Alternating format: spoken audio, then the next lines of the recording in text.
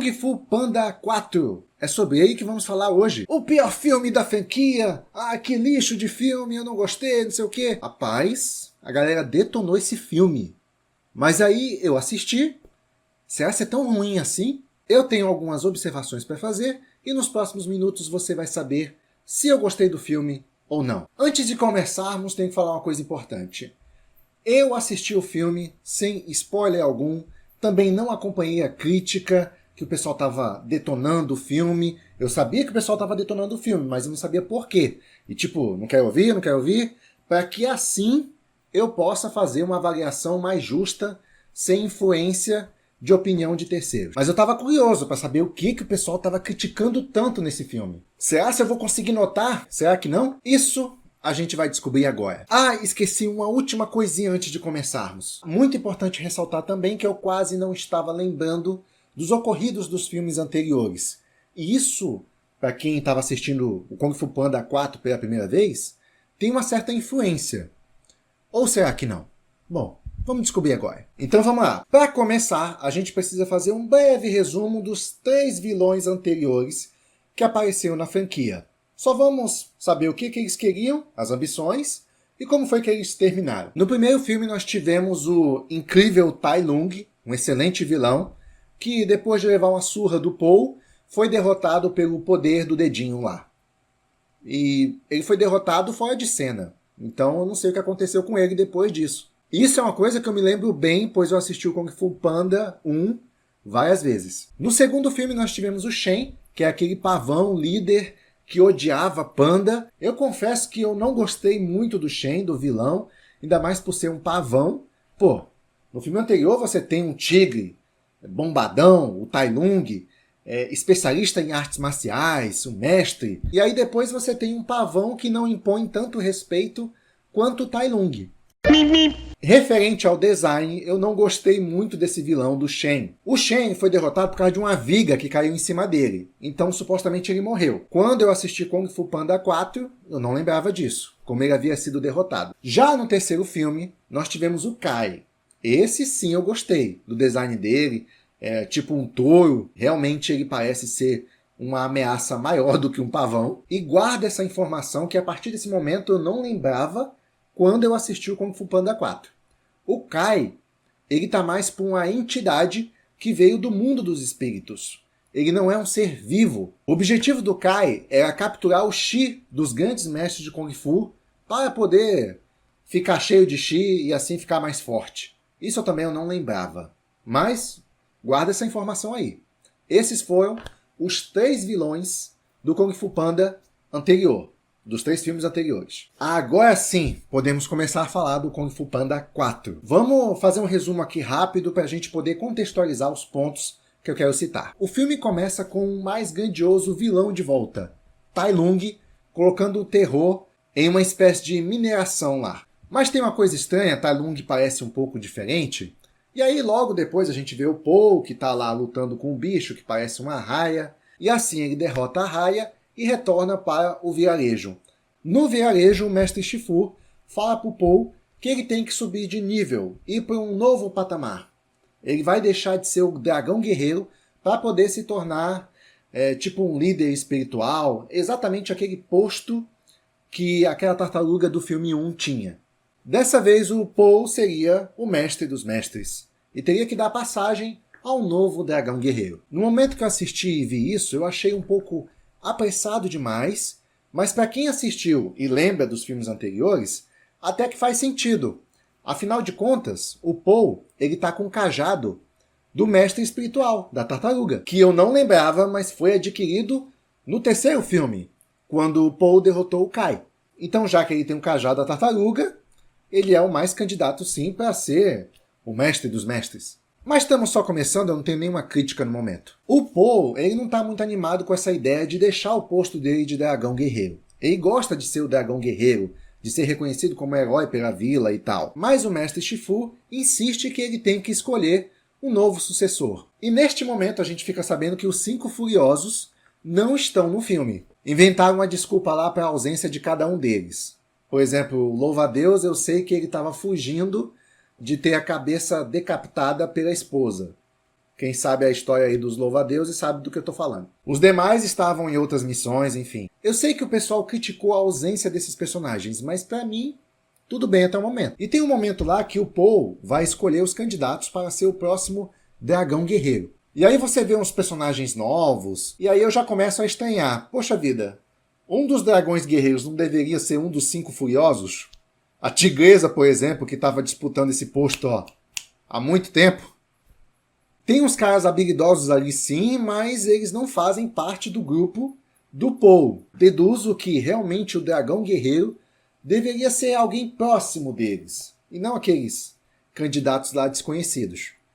Mas depois a gente fala sobre isso. Aí o Paul, ao invés de escolher um dos candidatos, ele escolhe ele mesmo, como uma forma de dizer, eu vou continuar sendo o dragão guerreiro. Mas o Mestre Shifu não gosta nada dessa atitude. E ele fala pro Paul que ele ainda vai ter que aceitar passar o cargo dele para outra pessoa. Outro bicho, no caso. E tem um momento que o Paul tá lá no templo e aparece uma Ladra. Ela tá tentando roubar algum tesouro do templo. E essa é uma personagem importante para a história. É a Zen, uma raposinha pequena, que é dublada pelo original pela Awkwafina, uma atriz asiática que você pode achar ela engraçada ou não. Acho ela mais ou menos engraçada, já assisti a alguns filmes dela. Ela até que tem um certo carisma, tá? Não é uma atriz assim sem graça. E uma coisa dessa atriz é que ela tem uma voz meio rouca. E isso deixa ela um pouco mais engraçada também. E essa voz rouca vai para a voz da raposa. Então, meio que combinou. Eu gostei da dublagem. Point committed 10 felonies, and not to mention FUing a room full of cops. You FU me all the time. Fuck you, Kyle! It's not faking. It's called method. Combinou, vamos dizer a verdade. E agora eu vou começar a fazer uma comparação dos dubladores aqui, tanto na versão original quanto na versão brasileira. Quem dubla essa raposa na versão brasileira é a Dani Suzuki. A Dani Suzuki foi uma escolha interessante, porque ela também tem a voz um pouco rouca. Então parece um pouco com a voz da Awkwafina. Não é fingir, é meu método. No entanto, a dublagem da Dani Suzuki eu não gostei não. Acho que não se encaixou. Não é tão animado a voz dela quanto a da Awkwafina. Então eu não gostei. Bom, a Dani Suzuki é atriz e não dubladora. Enfim, são coisas que você aperfeiçoa, né? E esse lado não é muito dela. Pelo menos não é o que eu vejo aqui. Assim, e a personagem Zen, falando da personagem, é uma raposa ladrona. Um pouco estereotipada essa questão, como se a raposa fosse naturalmente ladra, mas enfim, tranquilo. E agora fazendo a comparação de outra dublagem, nós temos o Paul, o Panda, que originalmente é interpretado pelo Jack Black. E na versão brasileira é dublado pelo Lúcio Mauro Filho. Aqui uma curiosidade sobre essas duas dublagens. A minha opinião, o que eu achei? As duas são muito boas, se encaixam muito bem, só que de uma maneira diferente.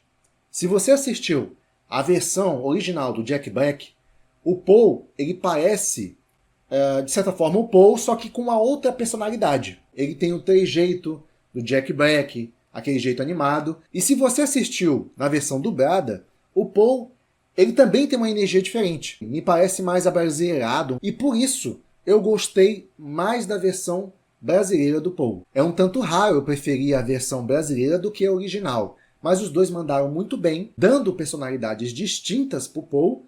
E eu entendo quem gosta do time do Blackjack, quem gosta do Lúcio Mauro Filho. Os dois ficaram muito bons mesmo. E aqui nós temos a cena do Paul tentando impedir a raposinha de roubar os tesouros ali do templo, e até que o Paul consegue, prende ela. Não demora muito, aparecem umas cabras, que foram aquelas que foram atacadas pelo Tai Lung no começo do filme, e aí elas falam que o Tai Lung está de volta, que o Paul precisa fazer alguma coisa, defender o vilarejo, enfim, coisas que Dragão Guerreiro faria. O Paul até vai investigar a situação, se realmente o Tai Lung voltou, mas ele desconfia que não é o Tai Lung.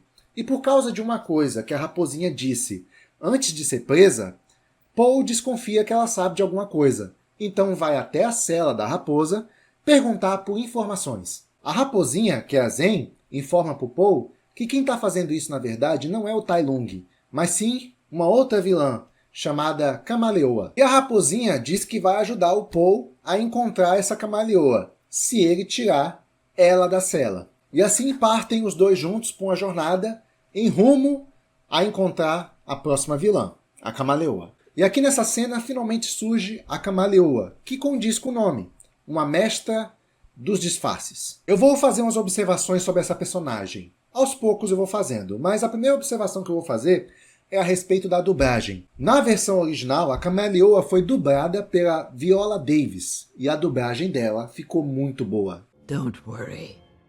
Combinou, eu gostei do timbre de voz, a força que ela coloca quando fala. A voz da Viola Davis tem uma imponência, gostei. Já na versão brasileira, a Camaleoa foi dublada pela Thaís Araújo, que, diga-se de passagem, mandou bem. Eu gostei da voz da Thaís Araújo, eu não estava esperando. Eu assisti um pedaço da versão dublada e eu vi que, quando a Thaís Araújo foi dublar a Camaleoa, de vez em quando ela falava algumas coisas assim com S, como se estivesse tentando fazer a voz de uma serpente.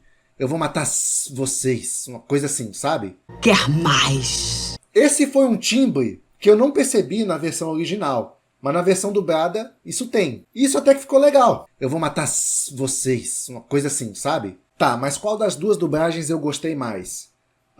Da Viola Davis, a versão original. Porque a voz da Viola Davis me passa mais medo. Of an elephant. Ai, que susto! A voz da Thaís Araújo tá jovial, harmônica, bonita. Tá boa a dublagem, mas não me passa medo tanto quanto na Viola Davis. Que foi que você disse? Mas logo de cara a gente vê que a Camaleoa tem a habilidade de se transformar em outros bichos, inclusive adquirir certas características deles, como por exemplo um elefante. Ela tem o peso e a forma de um elefante. Olha, até que é uma vilã interessante. Eu não gostei muito do tamanho dela, é uma vilã pequenininha. Mas como ela pode se transformar, isso meio que é compensado. Mas até aí tudo bem. Acho uma vilã interessante. E aqui nós temos uma situação também interessante. Dois personagens que eu não esperava, mas que começam a roubar a cena aí. Que é o pai do Paul, mais o outro pai do Paul, que é o... Ai, minha nossa, que bicho é esse? Acho que é um ganso. Enfim, os dois pais do Paul decidem ir atrás do Paul porque estão preocupados com ele e querem ajudar ele nessa jornada. E aqui... Pode parecer estranho para algumas pessoas, mas é que dizem que aqui já começou a se formar um casal meio que gay ou coisa do tipo. Não, isso aí você já está levando para o pensamento mal da coisa. Faz sentido os dois ali criarem uma amizade, porque eles têm um interesse em comum, né?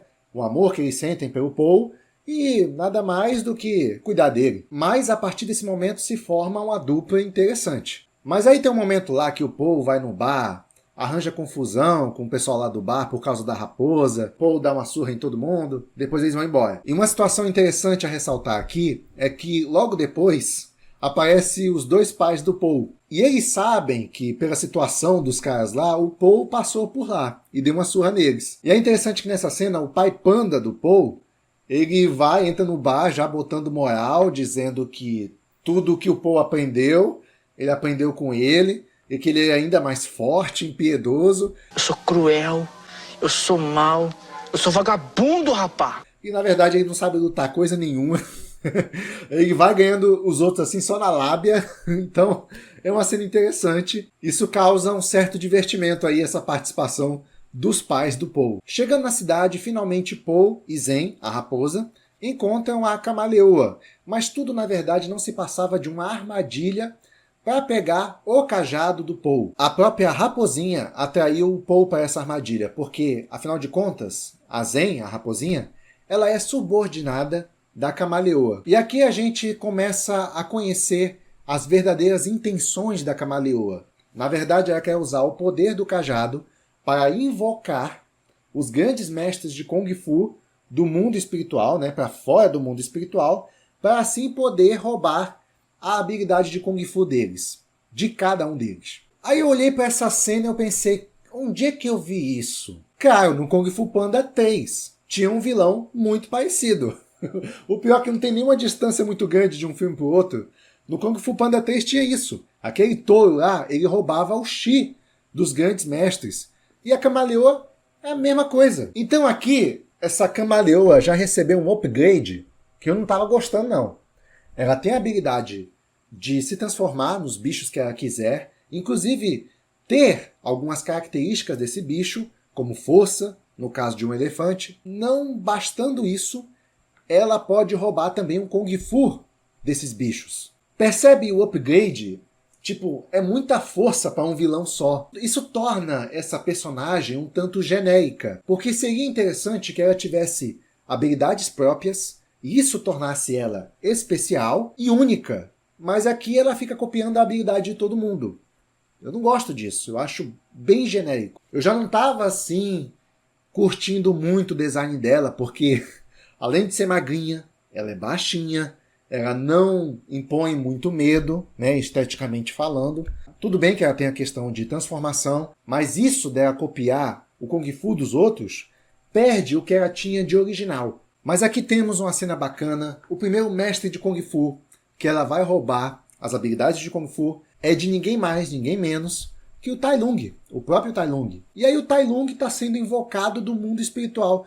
Quando eu vi isso eu pensei, uai, Tai Lung morreu? Eu fiquei puxando a memória, quando foi que o Tai Lung morreu? Na verdade, o Tai Lung ele morreu, mas fora de cena. Não mostra o que acontece com ele. A última coisa que a gente vê do Tai Lung é naquele momento do dedinho, que o Paul usa a técnica do dedinho. E aí, Tai Lung supostamente morreu nesse momento. A Camaleoa fala que tá lá para poder aprender as habilidades do Tai Lung. Aprender não, né? Tomar as habilidades dele. Tai Lung se recusa e temos uma cena muito boa. Tai Lung se defendendo, lutando contra os guardas, mostrando ser um baita de um mestre do Kung Fu. Realmente não é à toa que Tai Lung é o personagem preferido do pessoal. Linda a participação do Tai Lung aqui, linda essa cena. Só que a Camaleoa consegue roubar as habilidades de Tai Lung. E aí aprisiona ele numa jaula. E assim a Camaleoa faz com todos os outros mestres do Kung Fu. Invoca eles do mundo espiritual. Inclusive nós temos vilões conhecidos dos filmes anteriores. E assim que rouba as habilidades de Kung Fu deles, vai prendendo cada um dentro de uma jaula. Nesse momento eu fiquei confuso pra caramba. Eu sabia que tinha alguma coisa errada naquela cena. Eu não lembrava que Tai Lung tinha morrido. E quem eram aqueles outros caras? Tava todo mundo no mundo espiritual esse tempo todo? Como é que funciona esse mundo espiritual exatamente? Começou a surgir essas perguntas na minha cabeça, mesmo eu não lembrando de muita coisa da franquia. A partir desse momento nós temos alguns clichês. A raposinha percebe que a Camaleoa não é confiável, e aí vai lá pro Paul, pedir desculpa por ter traído ele. Eles estão preocupados com os objetivos maléficos da Camaleoa, ela não pode obter tanto poder. Essa coisa meio clichê. A raposinha vai lá pro subterrâneo pedir ajuda dos amigos dela para poder combater o exército da Camaleoa, aí juntamente com Kung Fu Panda. Enfim, todo mundo se une, começa uma batalha. No final nós temos a luta do Paul com a Zen versus a Camaleoa. E agora a Camaleoa tá super bufada, que ela tem as habilidades dela, as habilidades de todos os mestres de Kung Fu. Ela pode se transformar. Muito bufada, muito bufada. O Paul parece que não vai conseguir derrotar ela, mas no último instante a raposinha invoca um poder lá do não sei aonde e dispara em direção à Camaleoa. Assim, do nada. Mas essa franquia tem disso. Então eu não vou questionar muito não. Já vamos falar sobre isso. E aí o Paul, juntamente com a ajuda do cajado, consegue dar o último golpe na Camaleoa e por fim derrotando ela. E aqui nós temos todos os mestres, né, que foram aprisionados pela Camaleoa, livres e se curvando e respeitando o Paul, reconhecendo ele como o verdadeiro herói, o verdadeiro dragão guerreiro. Tá, aqui eu já achei um pouquinho ruim, porque eu não esperava essa redenção do Tai Lung. Foi meio que, sabe assim, sem muitos motivos. Tai Lung sempre teve a inveja do Paul, e aí reconhecer ele assim, não era bem o que eu estava esperando. Ah, e temos o Shen também. O Shen está se curvando, juntamente com todo mundo ali. O Shen, que era genocida de panda, odiava panda, e se curvando para um panda.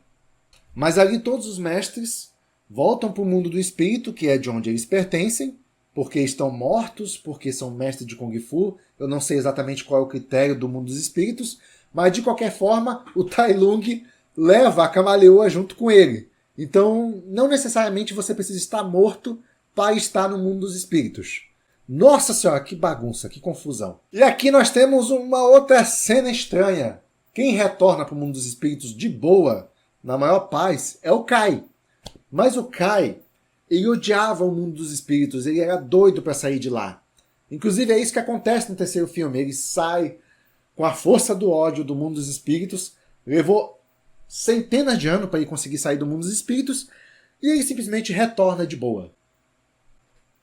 Mano, ainda bem que quando eu assisti isso eu não lembrava dessas coisas, senão eu teria passado raiva. Mas quando eu vi essa cena toda, eu sabia que tinha uma coisa errada. Eu comecei a me fazer perguntas e tal, e quando eu fui pesquisar, eu entendi a revolta da galera. Que coisa confusa! Aí você pode estar pensando assim, não, mas peraí, todo mundo teve tempo ali para se redimir no mundo dos espíritos? Porque no mundo dos espíritos, o tempo é alternativo, ele passa de uma maneira diferente? Essa desculpa não cola. O Kai estava 500 anos no mundo dos espíritos e nunca se acostumou com o mundo dos espíritos. Você tem uma situação diferente para cada personagem, uma não justifica a outra. É muito confuso. E a raposinha e o Paul salvam um dia, e assim a raposinha vai com o Paul para junto do templo, e adivinha quem vai se tornar o próximo dragão guerreiro? A raposinha. Eu achei isso também precipitado. A raposinha é uma personagem um pouco animada, carismática, ela não é uma personagem ruim, mas ela não tem o carisma do Paul.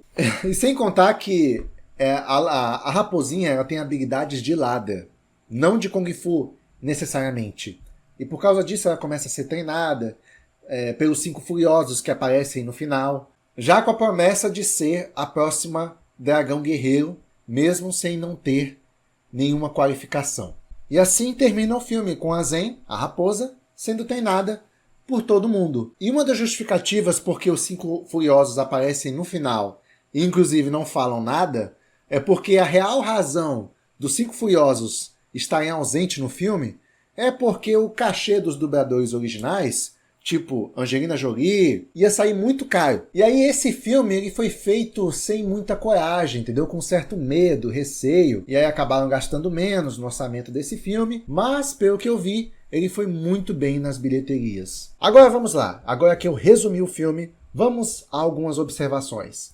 Primeiro, a ausência dos 5 Furiosos. Desde o primeiro filme, os 5 Furiosos eles estavam lá, na minha opinião, só para cobrir tabela. Eles nunca foram realmente importante para a história. Parece que os 5 Furiosos estão lá apenas para poder mostrar a supremacia do Paul. O quanto o Paul é bonzão, o quanto ele é poderoso, que é aquele momento que ele derrota o Tai Lung lá no primeiro filme. Essa premissa pode ter sido legal no primeiro filme, mas eu não gostei muito dessa ideia porque o Paul ele fica tão elevado em frente aos 5 Furiosos que os 5 Furiosos acabam não tendo tanta importância assim. É que nem aconteceu, por exemplo, com Dragon Ball. Goku ficou tão forte em relação aos personagens originais, Tenshinhan, Kuririn, Yantia, que a participação desses personagens não teve tanta importância para a série. Os 5 Furiosos está nessa categoria. O Paul ele ficou tão forte que os 5 Furiosos ficaram para trás. Então eu vou admitir que eu não senti tanta falta dos 5 Furiosos por causa disso. Ah, mas porque a química do Paul com os 5 Furiosos era bacana, era engraçada. Não achava tanto não. Mas o que eu achei do filme? Um tanto parecido com os anteriores. Eu achei ele divertido. Não foi ruim. Gostei de ter assistido. Talvez eu gostei de ter assistido o Kung Fu Panda 4 mais do que eu gostei de ter assistido o 2 e o 3. Ele não foi ruim, mas realmente ele destrói alguns conceitos. Esse é o problema.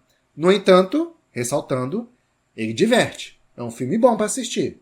Vale a pena. Até porque o Kung Fu Panda, ele nunca foi de se levar a sério. E isso eu senti um certo erro do pessoal aí, um certo surto coletivo. Olha, Kung Fu Panda, ele é uma comédia com a temática de Kung Fu. A princípio, é uma comédia. E o Kung Fu Panda 4, ele atende bem esse quesito. E aí tem gente que quer levar ele a sério. Cara, não dá pra levar o Kung Fu Panda a sério. Desde o primeiro filme já foi uns absurdos alguns acontecimentos. Sinais de que você não pode levar a sério. Exemplo, o Tai Lung, treinou Kung Fu desde criança. Se destacou, é um fenômeno promissor. E aí, do nada, ele é superado por um panda gordo que treinou só algumas semanas. Cara, Tai Lung treinou desde criança. Se você levar a sério, você vai ver que o Tai Lung ele foi um dos personagens mais injustiçados que eu já vi. Algo parecido com Karate Kid. Lembra do loirinho lá que treinou Karate a vida toda? Mas ele é derrotado por um playboyzinho que treinou por uma semana em um torneio. O Tai Lung, ele tem razão sim, tá revoltado em de não ser escolhido como o dragão guerreiro. Nossa senhora. Coitado do Tai Lung, cara. Coitado. E só no Kung Fu Panda 1 ainda tem outra injustiça. A tigresa. Beleza, se o Tai Lung ele não foi escolhido porque ele era ganancioso, tinha maldade no coração, e a tigresa? A tigresa passou pela mesma coisa. Foi treinada desde criança pelo mesmo mestre do Tai Lung. Era a mais promissora entre os 5 furiosos. E ela também foi trocada pelo Paul. A diferença é que a tigresa não se revoltou, mas ela devia.